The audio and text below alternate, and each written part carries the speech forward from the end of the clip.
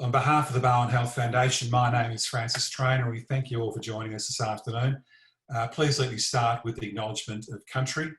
We, the Barwon Health Foundation, acknowledge the traditional owners of the land, the Wadawurrung people of the Kulin Nation. We pay our respects to the elders, both past and present. We thank the traditional owners for the custodianship of the land and celebrate the continuing culture of the Wadawurrung people, acknowledging the memory of honourable ancestors.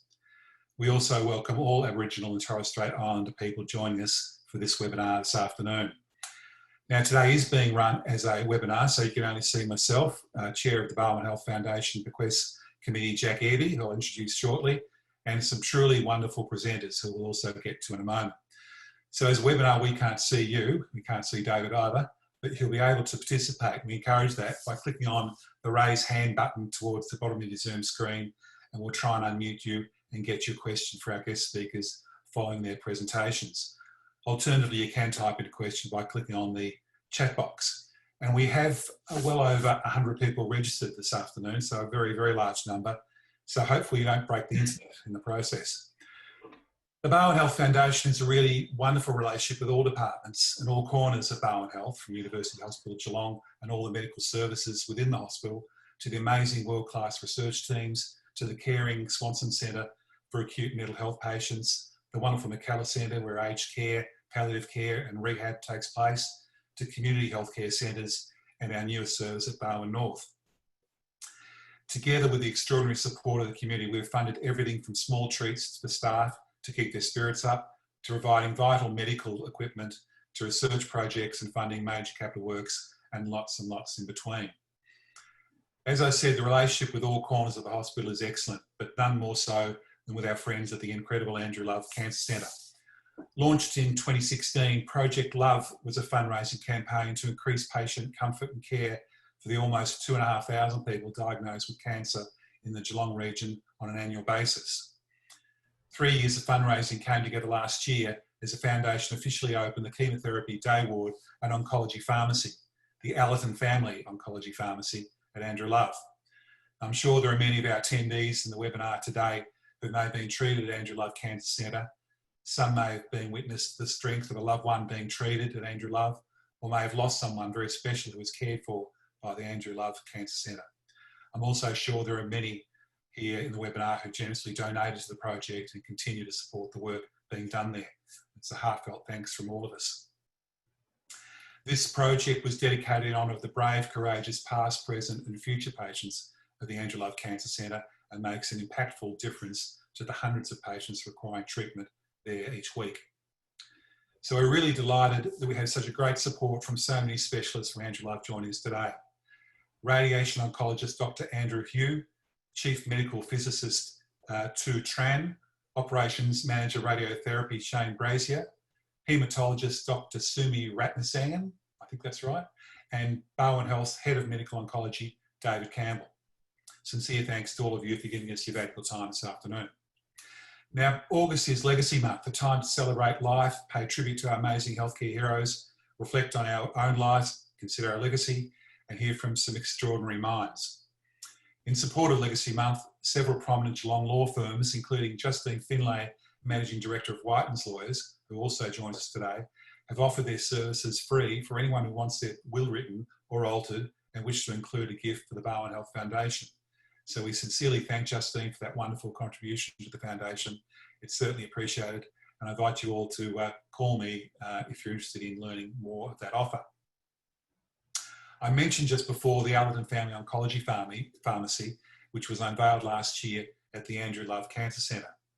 This came about from an amazing bequest by a lady of the name of Beth Allerton, whose gratitude was not just for the care received personally at a hospital, but also as a gift for the community who she loved and who supported her local business over many years. I'm not sure if many of you would remember Allerton Shoes with the slogan of Shoes for Women of Discerning Tastes, a very successful business through the 60s, 70s and 80s, I understand. But I'm sure that you all who go through the Andrew Love Cancer Centre will now remember and cherish the Allerton family and that wonderful bequest for many, many years to come. Bequests to Barwon Health come in all sizes and all are valued greatly. Another recent bequest was from a local pensioner, Archie Howard, who made a living as a concreter. Archie was a humble man who passed away late last year and decided that in leaving gifts to those who were close to him, that the hospital and the community were equally deserving of his bequest. Archie's legacy will care for patients at Andrew Love and will save lives. Legacy is also about in memoriam gifts as a tribute to a loved one who has passed away. And just like a bequest, in memoriam gifts, no matter how large or small, can make an enormous impact. And speaking of enormous impact, some of you might have heard or read of the recent gift from the Costa family in memory of the late Adrian Costa, who died tragically 48 years ago, together with his wife Mary.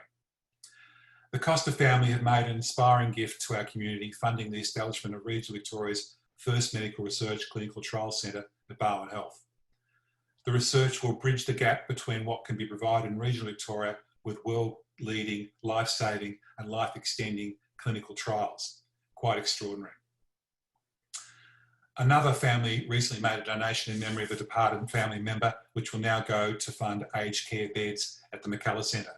Just so heartwarming and wonderful acts of generosity and care for the vulnerable in our community.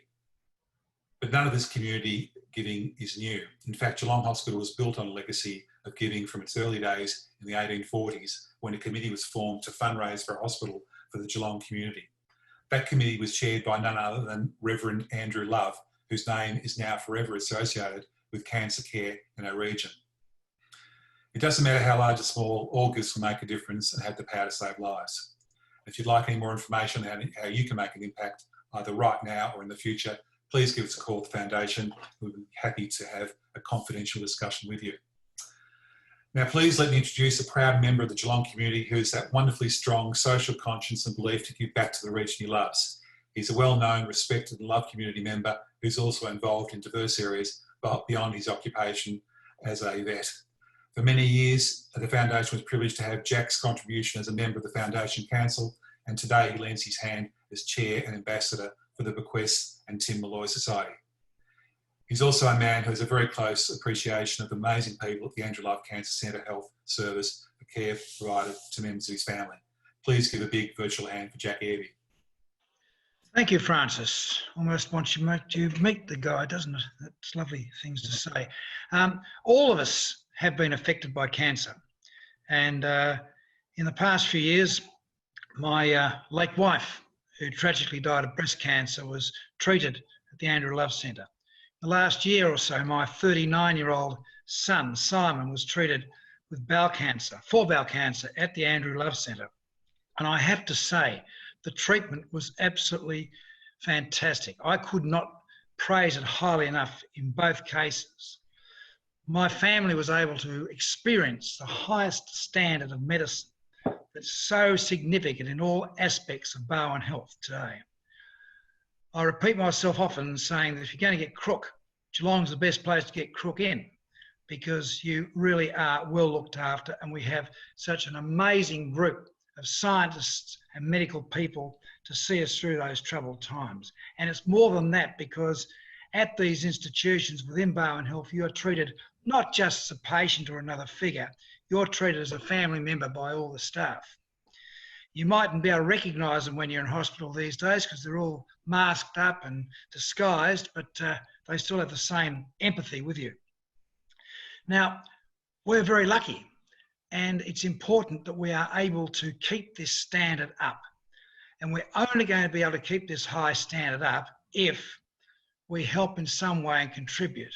There's no doubt, looking at the way of the financial position the world is headed to, that governments are going to be less and less inclined to assist in charitable causes. So one of the easiest ways that we can help keep the standard of Barwon health as high as it is, and to ensure that it's there for our children, is to leave some money in our will. Now, it doesn't have to be a lot, because a lot of people leaving a bit of money contributes to a lot, but it will help us maintain the standard, if not improve it. And that's why we've formed this society called the Tim Malloy Society, in memory of the 1850s of an old shepherd who died after being bitten by a black snake. And he left all his worldly goods to the then foundation of the Geelong Hospital, and that's where the Bequests Society started. And if you are charitable enough to leave some money in your will to Barwon Health, then you have the privilege of joining our Bequest Society called the Tim Malloy Society, and we do things for you, look after you, and make you very, very special. So we would welcome anyone who would like to join us. So please do that. Now, remembering that it doesn't matter how big or small that bequest is, every little bit helps. Today we are very privileged to have some speakers from the Geelong community, and the first person to address us is Justine Finlay. Now, Justine is the Managing Director of Whiten's Lawyers. I've been involved with them over the years, both as a contributor and as an opposition, Justine. Justine commenced her legal practice with Whiten's in 1992, practicing the areas of wills and estates, commercial law and property. She is an accredited wills and estates specialist and also an accredited commercial law specialist. In 2012, Justine became one of Geelong's only notary public lawyers, and the notary public is a specialised lawyer who has undergone a graduate diploma and is qualified to prepare, execute, certify and authenticate documentation for use internationally. Justine has always been there to give back to the community. She's previously served as chairperson for the Bellarine Peninsula Community Bank for many years and has been heavily involved in the Ocean Grove Netball Club. Now, please give a virtual welcome to Justine. Justine, lovely to have you. Thank you, Jack. Thanks very much. And thank you, Francis, for organising today. I have been asked to speak just briefly about the importance of making a will. So I'm going to have a chat to you about that and about some of the things that you might like to consider when you look at making your will. Unfortunately, if there's one certainty in life, it's that life will end for all of us at one point. But what that does give us is an opportunity to ensure that we're providing for those that are important to us when we are gone. Hopefully, each of us will die with some assets. That may not be a lot, but we will all have something that we own when we pass away, be it our house, some money, superannuation, or personal items. Now, if you don't have a will, and this is what's called an intestacy, please don't think that the government will get everything. I have heard that before. That's not in fact the case. The government sets legislation that provides for distribution and control of your estate if you've not provided for that in a will. So the benefit of having a will is that you actually decide who controls your estate and who is to receive what from your estate. So the first point to take out of that is that you appoint your executors. These are the people who will deal with your estate in accordance with your wishes. They can be your beneficiaries, they can be independent people, but it is best to appoint people who can get along because they will have to work together. And it's very important that you appoint people that you trust. So you might consider a trusted family friend or relative if there are issues within your family. You can certainly also consider a trusted professional advisor or even a trustee company. Once you've then chosen who is going to look after your estate, you can then start working out what you want to do with your estate. You can make gifts of specific items, personal items, jewellery, family heirlooms. And if there are things that are very special to you, it is important that you have those listed in your will so there are no arguments.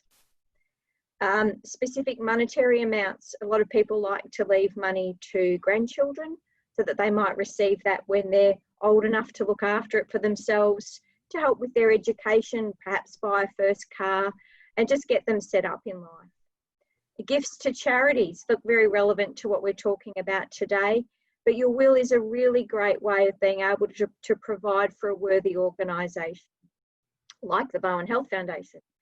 It is, however, important to ensure that the wording for your bequest is correct, and each charity will have a different wording. So that's something that you would have your solicitor do, is to contact the charity and make sure that the wording is accurate. You're also able to provide for different family circumstances because, let's face it, every family is different. And we do that by using a trust in your will. You can look at, for example, a special disability trust.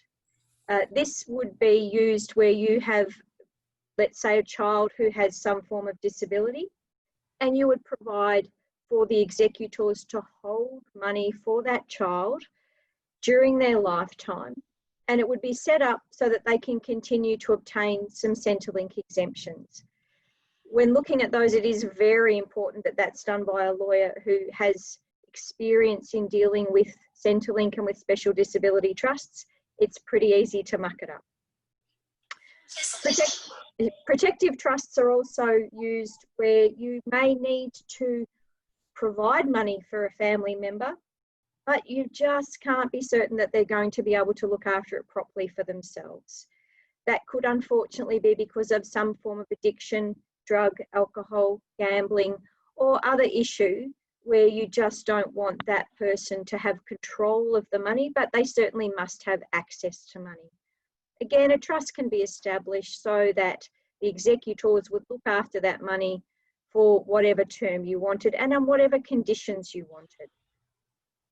You may have also heard of the term of a testamentary trust. Look, every trust I've just spoken about is a testamentary trust. That's a trust that's established in a will. But usually when we're talking about a testamentary trust, they're used for larger estate assets to provide a vehicle for family members to be able to protect those assets and hopefully to get some tax minimisation. Your will can also provide for instructions for your funeral, your burial, your cremation, the disposal of your remains, and particular wishes in relation to what you would want or not want done when you pass away. It is also worth considering as part of that whether you might like to actually pre-arrange your funeral, because then your wishes can be carried out and you've had the chance to think about that in detail. It is worth remembering that wills in Victoria can be challenged. There is a list of people in Victoria who can challenge your will, and that is limited to your spouse, children, including stepchildren, or a member of your household. It is a really complex area and it's very expensive. It's certainly not something that you want to be involved in if you don't have to. So the best advice that I can give is to get your will prepared by an experienced and qualified wills and estates lawyer to make sure that all of your issues are dealt with and all of those possible challenges are considered so that as much as possible, your wishes will be carried out. That was all I wanted to talk to you about. I'm more than happy to answer any questions, Francis, if anyone has any questions. Thanks very much, Justine. To see if any questions do come through. I guess one statistic I noticed quite recently was that and probably because of COVID, the number of people in the, I think it was 65 plus age bracket, number of people who'd recently decided to get a will had gone up 8-fold, which was, you know, an amazing statistic. But I think also amazing and also sad in some sense, those in the 18 to 24 age group had gone up 7-fold. So it's great that they're planning, but it's a weight on people's shoulders, you know, when they start thinking about those things so early. But I guess, have you noticed yourself, Justine, the number of inquiries, you know?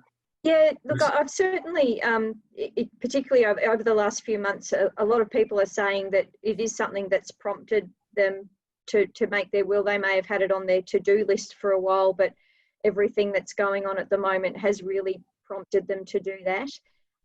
We are doing a lot of our will appointments by phone and Zoom and other technology to limit the time that we're spending with people, but we are still open and we are still here getting it done because people are wanting them done at the moment. Yeah. Okay, we've got a lot to get through today, so we'll probably leave it there, but thanks so much, Justine. As I mentioned earlier, Pleasure. Justine is one of our local lawyers who've pro bono giving her services to do free will, as long as you're giving a gift to Barwon Health Foundation. So if you haven't yet organised your will, now's the time to do it. So just get in touch with me and then I'll get you in touch with Justine and one of the others. So I think we've got a bit of an issue with David Campbell. He's sort of come in and come out. So Jack, I think we might go straight through to Andrew, if that's okay with you. That's fine with me. Thank you, Francis. Dr. Andrew Hu is a radiation oncologist at the University Hospital in Geelong. He entered specialist training in radiation oncology in 1996 and was trained at tertiary centres in both Melbourne and Sydney. He obtained his specialist qualification in 2000, followed by a Master of Medicine degree in 2003 from the University of Sydney.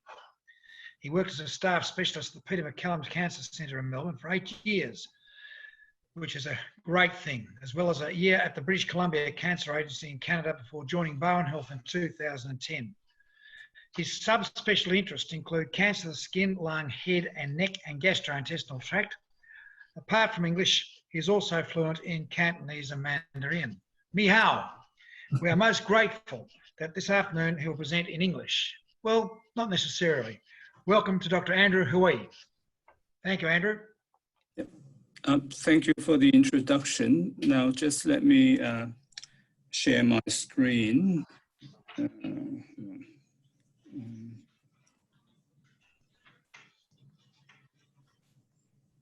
Oops.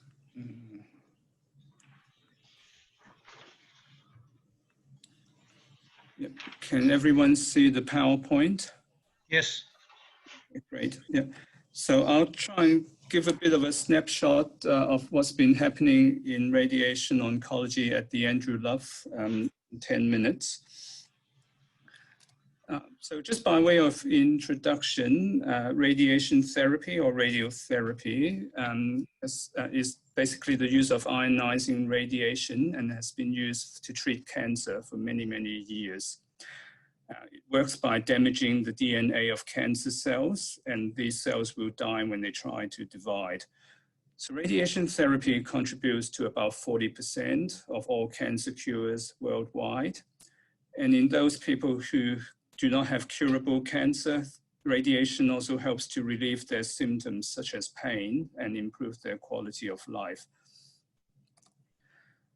So the delivery of radiation therapy is really a team effort at the ALCC. So we have a core group of radiation oncologists, radiation therapists who are involved in the treatment, planning and delivery side of things, and medical physicists who are involved in quality assurance, dosimetry, and radiation safety. And then we have also a lot of other staff, such as nurses, care coordinators, allied health, clerical staff, etc. Too many to list here. And they're all an integral part of our department to keep the department going and deliver high quality service. Now, so the type of radiotherapy that we deliver is really the majority of radiotherapy around the world, which is what's called external beam radiation therapy. And it's usually delivered by these big machines called a linear accelerator. So we have 3 of them in our department. We are fortunate that 2 of them were replaced in the last few years, in 2015 and 2018, because they do have a limited useful life. And so we do have the current technology required to deliver the latest type of radiotherapy. And the 3rd machine is currently being replaced. We also have what's called a superficial radiotherapy machine on the right-hand side here. So this is a much smaller machine, and its main use is for treating superficial skin cancers. And we have been doing that since 2015. Now, the delivery of external beam radiotherapy has improved in leaps and bounds over the last decade or so.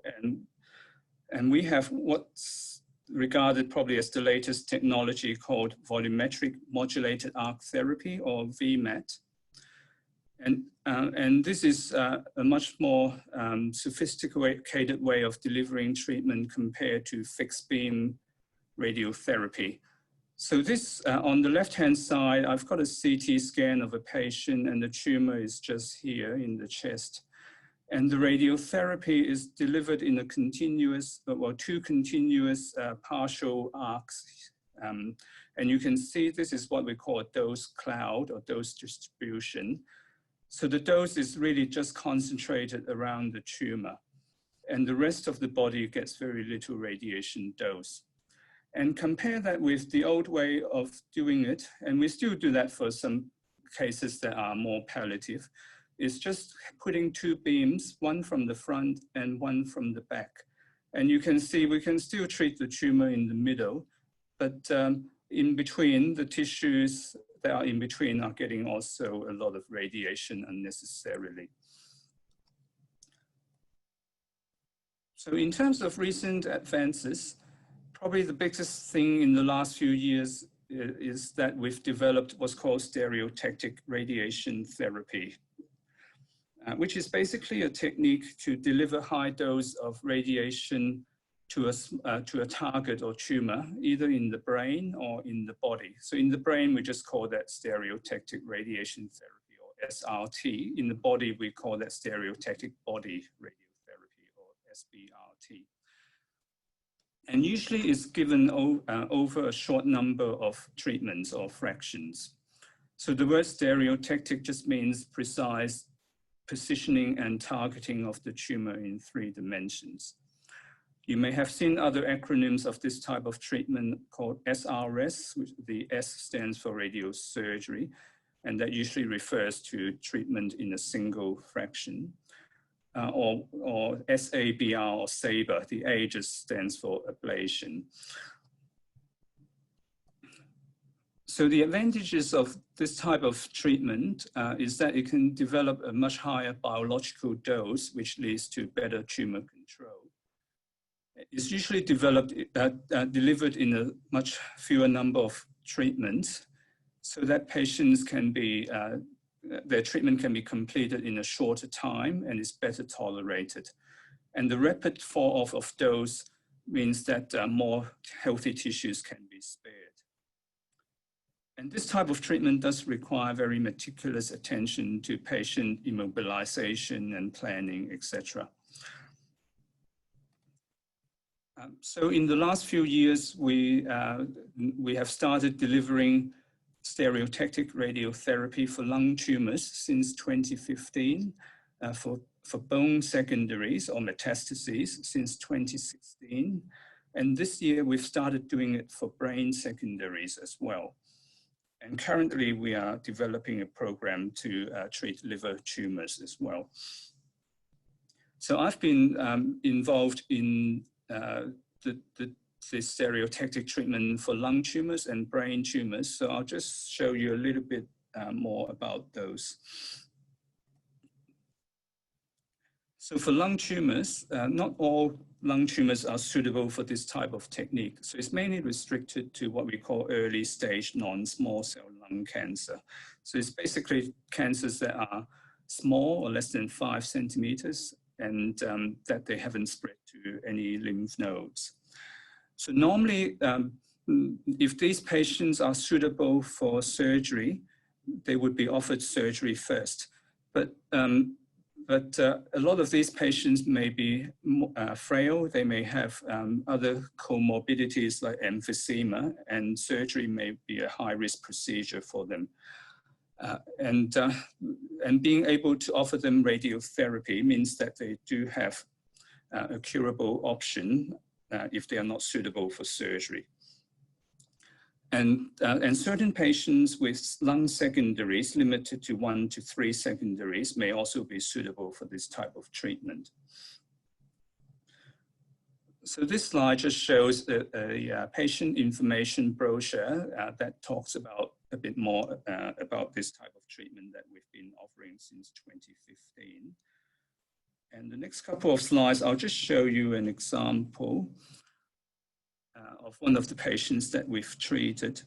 So this is an 85-year-old man with early stage non-small cell lung cancer. So on the left-hand side, this is just an image of his diagnostic PET scan. So the tumor is here. That bit is his heart, so that's normal. So the tumor normally lights up quite red like this. So on the right-hand side, this shows the planning, an image of his radiation plan. And as you can see, the dose conforms very well to the tumor. And the treatment was delivered via 2 arcs using the VMAT type of technology that I mentioned before. So the next slide, again, on the left-hand side is the same image that I showed you before of his PET scan. And on the right-hand side, this is an image of his PET scan 12 months later. And you can see that, that there's no obvious tumor there now. There is some scarring of the lung, which is expected. So the patient remained cancer-free until he passed away a couple of years later. So we have presented our early experience. I don't expect you to read this slide, but this is just a poster that we presented a couple of years ago at the Australian Lung Cancer Conference, just about our early experience with using SBRT for lung cancer. And it shows that it has a good local control rate and the side effects are quite minimal. Now, the other area that I've been involved in is stereotactic radiotherapy for brain metastases or secondaries. So it is estimated that 10 to 20% of adult cancer patients will develop brain secondaries. There are treatment options such as surgery and systemic therapy, but not all patients are suitable for those. And for a long time, the only thing that we can offer here in terms of radiotherapy is what we call whole brain radiotherapy. That means irradiating the entire brain. But stereotactic radiotherapy has been shown to be more efficacious in terms of controlling these brain metastases. And it has a lower risk of long-term side effects in terms of impairment in memory and cognition if these patients do survive longer term. So stereotactic radiotherapy can be used to treat intact brain metastases, and it can also be used to treat the surgical cavity if the patient does go ahead to have surgical resection of the metastasis first. So at our center, so we've been offering treatment to patients with up to 4 brain metastases or cavities if they've had surgery. And they have to be of a suitable size, so usually between 1 and 4 centimeters. So again, this is the patient information brochure that talks about the treatment and the side effects, etc. And I'll just show you a case example of, this is actually the first patient that we treated earlier this year. So this is just an MRI scan of this patient in her early 70s who has metastatic breast cancer, and she has a solitary brain secondary, which is outlined here in the front part of her brain. And she was not considered to be a suitable surgical candidate. So she was offered stereotactic radiotherapy. And this slide shows the radiation plan. And again, this is what we call the isodose distribution or isodose cloud. And you can see how the dose conforms very well to her, to the tumor in the brain. And the treatment is given via 3 arcs. So she completed the treatment over 3 fractions with, again, with minimal toxicity. It's a bit too early to tell the effect or the effectiveness of the treatment because she's not had her repeat MRI scan yet, but so far she's doing quite well. So that's all I've got in terms of update from the radiation oncology side. That was marvellous. Thanks so much, Andrew. Now, if we've got any questions, we might leave it till the end of the presentation. So I can see David there, David Campbell. I'm not sure if you can hear me, David, but it looks like you're on a phone connection. Can we just test to see whether we can hear you?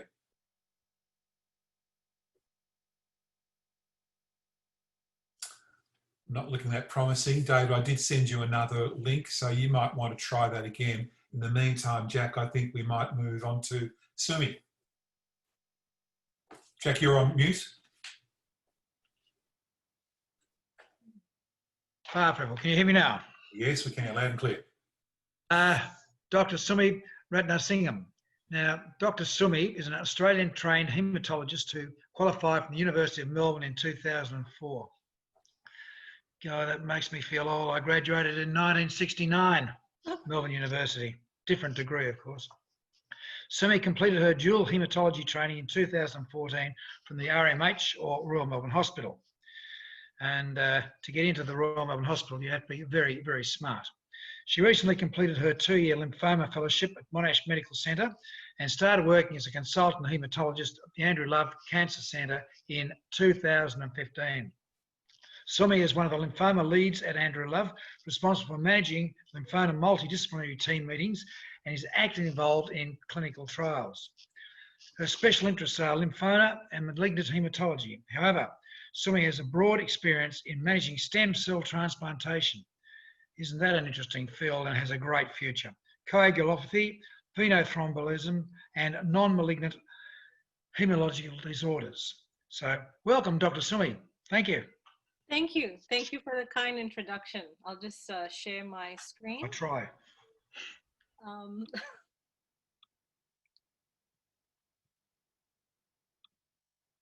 Okay. Thank you everyone for joining in today. I'm very honored to be representing the Hematology Unit at Andrew Love Cancer Center today and giving you a talk about T-cell engager therapies and other targeted treatments. I'll just move this little thing away to the side. Sorry about that. Okay. So just an overview of what I'll be talking about today. I'll be giving you a bit of an outline on common hematological malignancies and speaking about CAR T therapy, bispecific agents, and antibody drug conjugates, all targeting these various hematological cancers. So, first of all, this is a graph that's taken from the Australian government's Cancer Australian website and looks at all the various incidents of new cancer diagnosis last year. As you can see, lymphoma was the 6th most common cancer that was diagnosed last year, and leukemia was the 8th most common cancer. In terms of cancer-related deaths, leukemia and lymphoma again were amongst the top 10 causes last year. So it's certainly significant, though perhaps not in as high amounts or numbers as lung cancer or colorectal cancer. There are many different types of lymphomas. Lymphomas are tumors of the lymph nodes. And the most common type of lymphoma is diffuse large B-cell lymphoma, which consists of non-Hodgkin's lymphoma. DLBCL, or diffuse large B-cell lymphoma, followed by follicular lymphoma and chronic lymphocytic leukemia are some of the lymphomas that we commonly see and treat. Broadly speaking, in terms of leukemia, we have acute and chronic leukemia. The leukemia that I'll be probably referring to a lot in this talk is acute lymphoblastic leukemia, also known as ALL. ALL is mostly seen in the pediatric and young adult population, but can also be seen in adults. Acute leukemia tends to be a rapidly proliferative malignant disorder and is terminal within days to weeks if untreated. Myeloma is a third hematological cancer I'll speak about, and whilst it is not as common as leukemia and lymphoma, it's still not insignificant. It was the 17th most common cancer diagnosed in 2019 and still contributed to approximately 2 to 2.1% of cancer-related deaths. It's important for me to say that the survival rates have improved over time, and I think from 2016 to 2020, the survival rates would have improved further, because in the last 5 years, there's been a huge amount of clinical trials, novel agents, and targeted treatments that have come out for myeloma, more than previous decades. So I think the chances of survival have increased further. I'll talk first about CAR T-cell therapy. So CAR T-cell therapy was approved by the FDA in 2017. These are the two most common products that are being used worldwide. In Australia, the Therapeutic Goods Administration, or TGA, approved the use of Chimera, also known as Tisacel, just last year, in December 2018. There's some subtle differences between the products and a slight difference in the side effect profile, but generally they work the same. How does CAR T-cell therapy work? Basically, CAR T-cell therapies work by targeting the T lymphocyte system, which is made up in our immune system of helper T cells and killer T cells. It basically, this is what happens. It basically works like the helper T cells. If you have a foreign cell or in your body that's circulating around, your immune system recognizes this is abnormal. The helper T cells will bind to this abnormal or this foreign cell, and then it activates other components of your immune system, the B cells, the killer T cells, neutrophils and macrophages that make up the first line of defense in your body. These are all activated, and basically it says, kill that cell, which is the foreign cell. The CAR T cells work exactly the same way. It works like the helper T cells. It activates the immune system and says to it, the cancer cell is foreign, kill it. And that's basically how it works. So CAR T cells is considered to be a live, personalized immunotherapy that uses your T cells, which are genetically altered, to kill cancer cells in your body. So once a patient's been identified that they're suitable to undergo a CAR T cell, the patient is hooked up to a machine that looks like a dialysis machine, and their T cells are collected and separated out from the rest of their blood. It is then shipped off overseas to a lab where basically your T cell, or the patient's T cells, is going to be genetically modified to express a new antigen on its surface known as CAR, chimeric antigen receptor. It will target a specific marker on the cancer cell to kill it. It is then multiplied by millions and millions of cells, repackaged, shipped back again to the country or the hospital in question, and then reinfused into the patient after they've received a short course of chemotherapy. And this then, through the mechanism I explained earlier, activates the immune system and causes cancer cell death. Due to the success of the early CD19 CAR T cells, this has resulted in a huge explosion of various different clinical trials. There's now over 500 trials worldwide looking at CAR T therapy, 145 pharma companies. The three main regions worldwide that are involved in CAR T production and R&D and treatment is China, the US, and Europe. And from this table, you may or may not be able to see that we've gone well beyond just CD19. They're now looking at other different targets on cancer cells, and they're not just using T cells anymore, but they're also using other components of the immune system. So lots of work. Finally, CAR T cells have come to Australia, and it was approved for use in December 2018. We initially used CAR T cells for acute lymphoblastic leukemia, or the ALL population, up to the age of 25. And in March of this year, we approved the use of CAR T cells in relapse refractory DLBCL, diffuse large B-cell lymphoma. This is a high-cost drug. It costs approximately 600,000 Australian dollars per patient and is now publicly funded through Medicare. But given that this is a high-cost drug, as you would imagine, there's obviously a streamlined process in terms of deciding which patients should proceed to receive this treatment. At this point, most of the CAR T products are being manufactured overseas, but earlier this year, Peter MacCallum was approved by Novartis, which is the company that produces Tisacel, as being the first site in Australia to manufacture CAR T. I'm not sure whether this will have an impact on the cost, but it will have an impact, I hope, in delivering the product sooner for patients who are acutely unwell. At the moment, the delivery time for CAR T cells from collection to manufacturing and delivery is about 6 to 10 weeks. So how efficacious is this product? Well, CAR T was initially tested in acute lymphoblastic leukemia or ALL patients. Yeah, all the figures that I'm going to quote and tell you have to keep in mind that all these patients for ALL, lymphoma, and myeloma were patients who had exhausted all treatment options. They had a median of at least maybe 5 lines of prior therapy. And without CAR T cells, these patients were facing imminent death. Therefore, when these patients received CAR T in ALL, they had remarkable response rates, 81% response rates within 3 months, and 76% overall survival at 12 months. There are some patients, obviously, who are still alive even 4 to 5 years later. So following this, CAR T was approved in ALL, and then this sparked an interest about looking into the efficacy of CAR T cells in other types of lymphoid malignancies, especially DLBCL. The efficacy rates are not as high. We're looking at complete remission rates of 40%, and there's probably a 65% incidence of patients being disease-free at 12 months. And even 2 years down the track, more than 50% of patients are still have a chance of being disease-free. Again, these are patients who would have otherwise had died if they had not received CAR T products.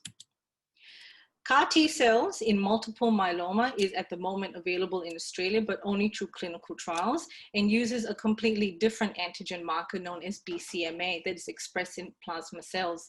The efficacy is very similar. It's got reasonable remission rates. The durability, however, is a bit less. So there's still a lot of work underway at the moment to improve the durability of the product. Because CAR T cells work on activating your immune system, it sort of incites almost an inflammatory response. And this is known as a cytokine release syndrome, or CRS, which is a known side effect of this product.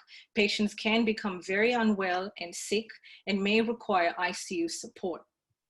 Another common side effect of this drug is neurotoxicity, which is transient and reversible. It can range from a simple symptom like a headache to more severe symptoms such as seizures. Again, while some of these symptoms are pretty scary, they are all treatable and can be managed accordingly. We have a collaborative approach with Royal Melbourne and Peter Mac, and have always had this for many years. My position, or what I've been doing the last 12 months with Peter Mac, is that I've actually worked on site at Peter Mac and Geelong, and I've been responsible really in identifying suitable patients who would benefit from clinical trials at Peter Mac if it is not available at Andrew Love Cancer Centre. And I've also been taking patients to Peter Mac for CAR T cell therapy and supporting them at both sites. I think the clinicians found it helpful, the patients found it helpful, but unfortunately I had to stop this, and I'm no longer at Peter Mac because the position is no longer funded. But I still try to maintain very close working relationships with my colleagues at Peter Mac's aggressive lymphoma unit, and will continue to do so. Bispecific antibodies is the other new sort of second novel drug that I'll speak about. It works exactly the same way as CAR T cells. It activates the immune system. It's an antibody that's Y-shaped. It's got 2 arms. One arm binds to the cancer cells, one arm binds to the T cells, and it brings it together and activates your T cell system. These are the 3 most common bispecific antibodies that are used worldwide at the moment. And I'm pleased to say that Regeneron 1979 is now available at Andrew Love Cancer Centre for our Geelong patients, all those with relapsed refractory disease, not just diffuse large B cell, but also all other indolent lymphomas. And I'm currently working with Peter Mac to bring glofitamab, another antibody, a bispecific antibody, to Geelong to treat newly diagnosed large cell lymphoma patients. The response rates for bispecific drugs is comparable to CAR T cells and is up to 57%. And in indolent lymphomas, such as follicular lymphomas or CLL, chronic lymphocytic leukemia, the complete remission rates can be up to between 50 to 100%. Blinatumomab was actually the original bispecific antibody that was produced. The other drugs that I've mentioned to you, you could say they're all newer generation drugs. This drug was initially trialed in acute lymphoblastic leukemia and is still actively used. In Andrew Love Cancer Center, we have a trial that encompasses the use of this product with other lines of immunotherapy in treating our patients with DLBCL. And finally, I'll end the talk by talking briefly about multiple myeloma and all the various different smart drugs that are available out there, focusing on antibody drug conjugates because this is also an upcoming trial at our center. Antibody drug conjugates really are, again, an antibody that targets a specific antigen on the surface of the cancer cell, and it's bound to a drug. The moment the antibody binds to the cancer cell, the drug is released, it goes into the cancer cells and kills it. So a very similar but a different mechanism. Again, all of this is targeted treatment. The drug that is used is called belantamab. The response rates and the duration of response is very reasonable, again, in patients who have very heavily refractory disease. And the important point to make is that this drug is coming soon to Andrew Love Cancer Center in the coming few months. 2 different trials called the DREAM study. The DREAM study is a multi-center international phase study that is being used worldwide, and we're very pleased to be involved in this trial. So therefore, in summary, targeted therapy is an evolving area of interest in hematology. CAR T cells, bispecific drugs are not perfect. They work well. The durability of response is still in question, and there are many experiments and work underway to improve its efficacy. We consider in the future that perhaps combining these various therapies together may improve its efficacy long-term. And I think from showing and discussing with you all the various trials or the few trials that we have at Andrew Love Cancer Center, you can probably see that we collaborate with a lot of other centers in Melbourne and in Australia, and we also participate in many international studies. The hematology service at Andrew Love Cancer Center in Geelong is certainly no different to any other tertiary center in Melbourne. We treat a lot of aggressive hematological cancers, and we also take them to transplant, and we have world-class clinical trials on site. Thank you very much. Thanks very much, Sumi. That was wonderful. I'm not sure whether David, we still can't see David. We may be able to hear him. David, are you there? Francis, can you hear me? You can just hear, yeah. I'm not sure whether, given we can't see you and you can't do your PowerPoint, whether we might be best, given this is such a popular topic, and you being the head of medical oncology, that we might save you for another time. And we've got everyone's email address, so we can let them know and put on another presentation where we can get all the technical hiccups sorted. Is that okay with you? Yeah, look, apologies, Francis. My computer, I think, had Zoom fatigue and just froze completely. So very comfortable to set another date, but apologies for today. Not at all. That's great. Thanks, David. Well, I'll just see if there's any questions. We've still got a few minutes, so if anyone has got questions, and I might just, if you just go to the chat or raise your hand, but I just might ask Sumi and Andrew, you both worked at other prominent centres at the Royal Melbourne Hospital and Peter Mac. How does the Andrew Love Cancer Centre compare in terms of what we can treat and the equipment we have and the resources we have? I'll start first and then Andrew can join. Actually, it's quite comparable, Francis. We actually treat a lot of hematological cancers that is no dissimilar to what Peter Mac and Royal Melbourne and other tertiary centres do. The only difference is we don't do allogenic stem cell transplants. This is bone marrow transplants from other donors. But we do autologous, which is cells from yourself. We do those sort of transplants at Andrew Love. That's the only difference.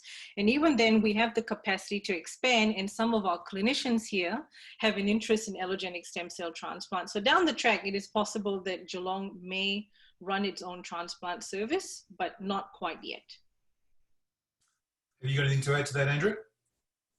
Yeah, well, in terms of radiotherapy, the equipment is pretty similar. Linear accelerators are fairly similar between different centers. the planning side of, in fact, we adopted the VMAT type of planning much earlier than some of the other centers in Victoria. In terms of stereotactic radiotherapy, we probably were a little bit behind, but we have implemented that in the last few years and is now available locally. So I think it's pretty much pretty comparable. So there are very few things that we cannot treat that patients have to go to Melbourne for. I think that's tremendous. I think the other thing that the investment that the community has made and the government made in the Andrew Love Cancer Centre has kept people like you here in Geelong, because without that sort of investment, you know, we can't have people like Sumi and Andrew and Sue and David and Shane, you know, down in Geelong. And it's wonderful that people from our region don't have to travel up the highway for what can obviously be, you know, very distressing time in their lives. Have we got any other questions? I can't see any others coming through at this stage. Jack, do you have anything that you'd like to add? Well, I'm just amazed that Sumi, $600,000 per treatment, and I just hate to think that anyone will miss out because of funding. And I think it's one of the big dilemmas in today's rapidly advancing and changing scientific world that, and I better say that I have involvement with biotech companies personally, that it takes so long to get anywhere. It does cost a lot of money. And this is why it is so important that we do have these funds available to subsidise research and indeed get you guys to be able to do what you want to do. I can imagine how frustrated you and Andrew are from time to time when you have these projects and the bean counters, God bless them, say, sorry, no go. So that's where our Bequests Society over years will, I think, help you lot. So, yeah. But do we have people who suffer from a lack of treatment because of finance? From the hematology side of things, I would say so far no. If there is a drug that's available and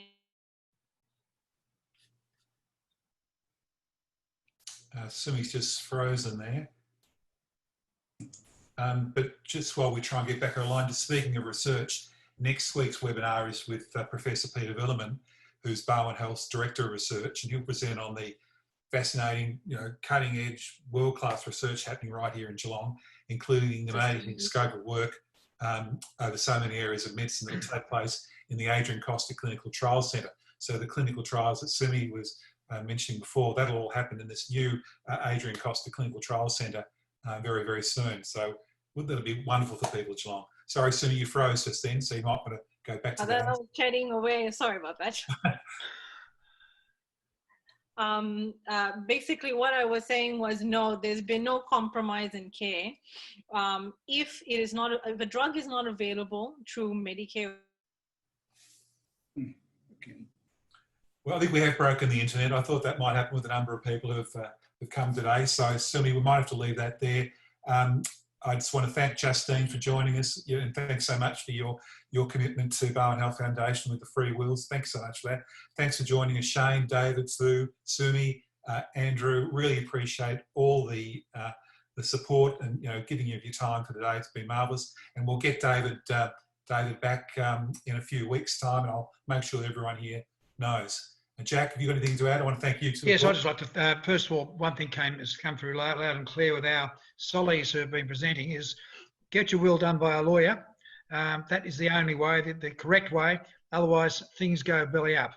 Secondly, I'd say to the scientific presenters, thank you so much.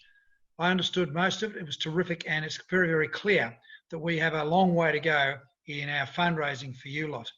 I'd also like to pay tribute to my colleagues on the Malloy Society, the Mr. Disney, Bob Eady, and the calculator, Mr. Mike Fairweather, because those two are helping us get in touch with a lot of people. So please remember Barwon Health in your will, and you will then be looking after not only your children, but grandchildren, and keeping the standard up. So thanks a lot and stay safe. Thanks very much for joining us, everyone. Thank you.